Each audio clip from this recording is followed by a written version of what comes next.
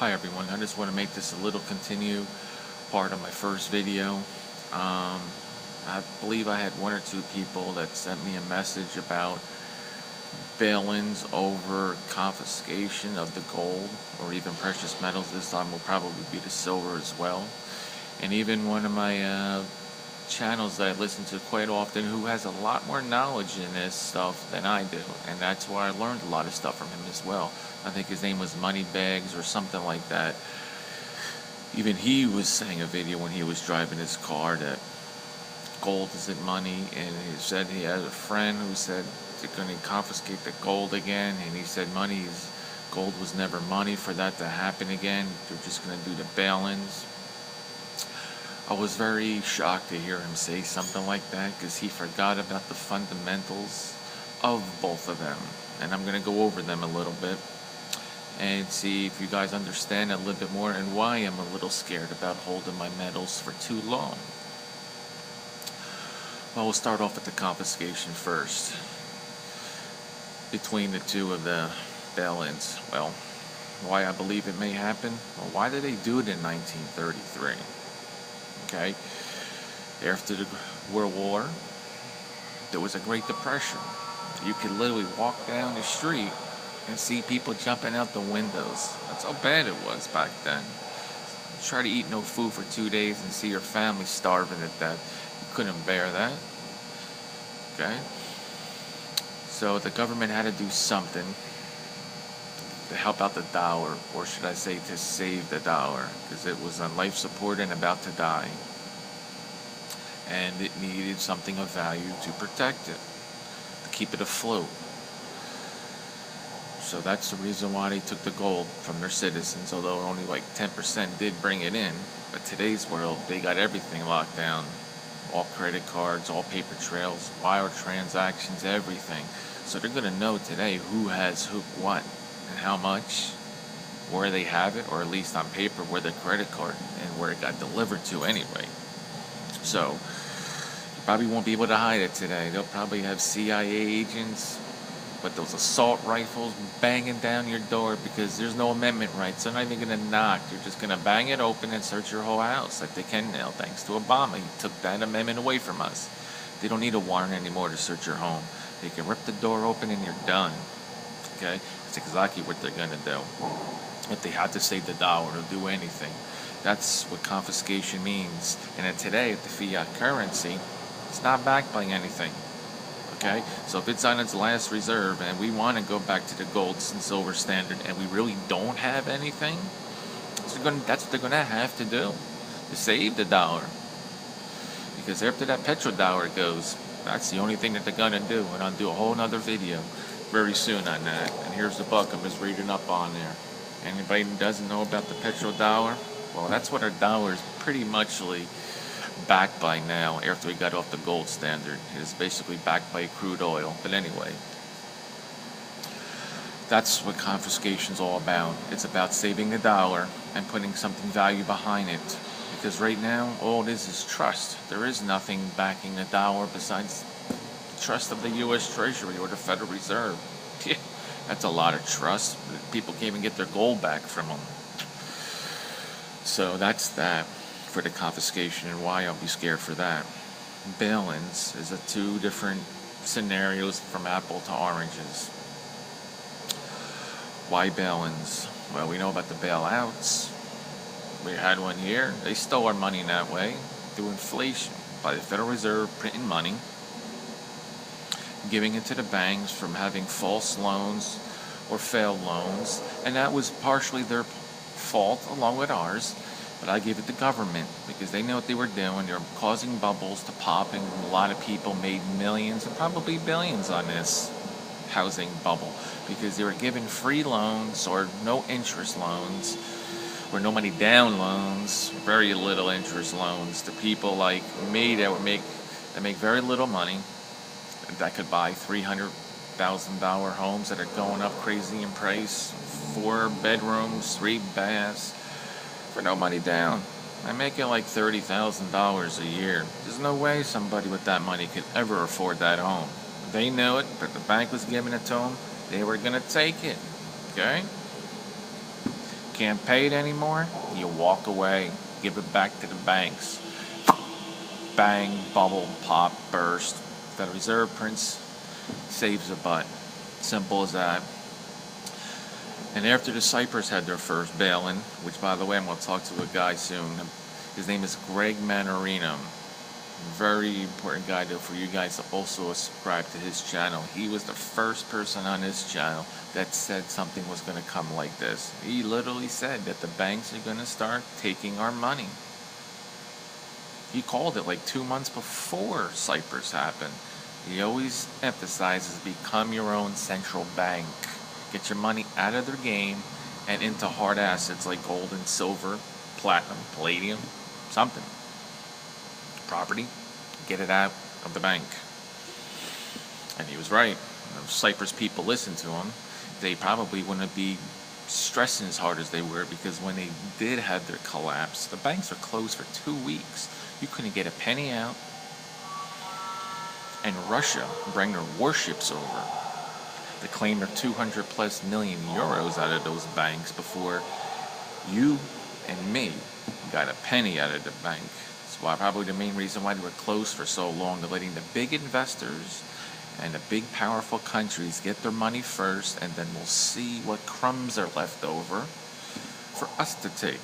And when the banks did open, or before they opened, they say, well, use your credit card to survive. Well, what happens if you don't have a credit card, or your credit card's maxed out? How are you going to feed yourself without gold and silver in your pocket to pay for stuff? And that does work, and it is still money today, because I live in New Jersey. When we had the Sandy Hook hurricane, power was out for almost 2 weeks over here. Okay? In the first 2 days, there was no power.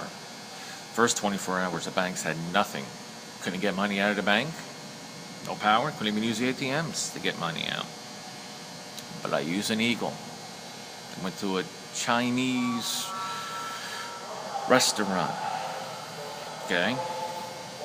Got 4 meals that were $30. And I gave them American Eagle, silver American Eagle coin. And they took it for the food.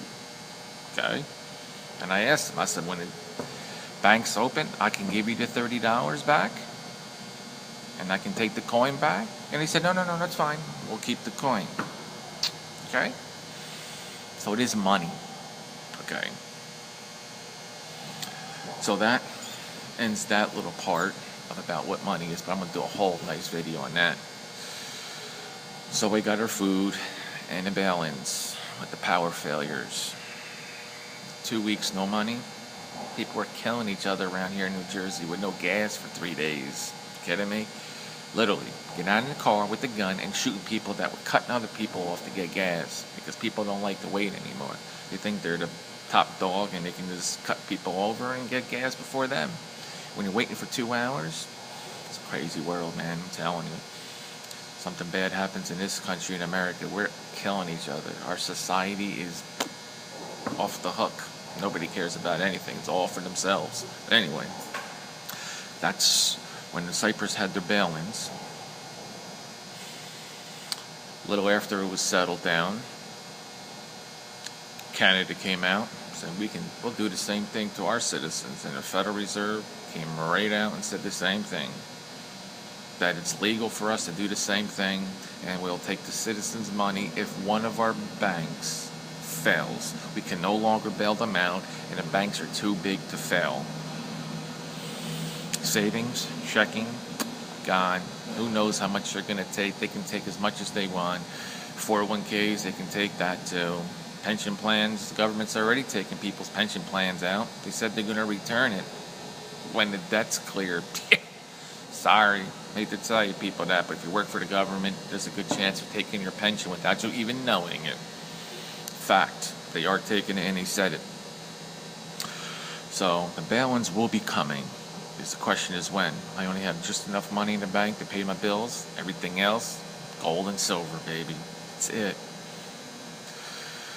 So the bail-ins are to save the banks. The confiscation is to save the dollar. 2 different scenarios on why would they confiscate gold and silver from us. They'll just do the bail-ins. 2 different reasons. Two different problems. Bank problem, take the people's money. Fiat currency problem, where it's on its life support like it is now and it's just about to die. Precious metals to back it up. Save it. Which they're going to have to do. It's the only way to save it. Okay? That's the two difference between the two. Fiat currency problem, confiscation. Bail-in problem, or bank problem, bail-in solution. So prepare on how much money you have in the bank.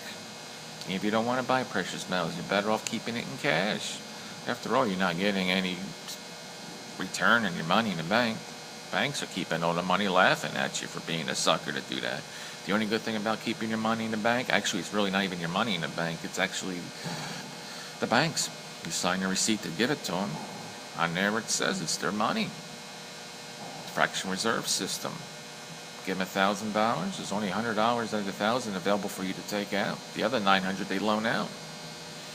Not all our money's in there. If we all run to the bank, the money's not there for all of us. That's the scarcest thing on this planet. Not a metal, or in this country. It's money. And I can't remember the video who did it, but they had a video on it that was like 34 trillion or something like that dollars, electronic dollars in the bank account. But there's only like 3 trillion actual dollars in this world. Think about that. The real paper compared to what's on electronic paper at the banks, nowhere near the physical paper. Just like JP Morgan selling their SLVs.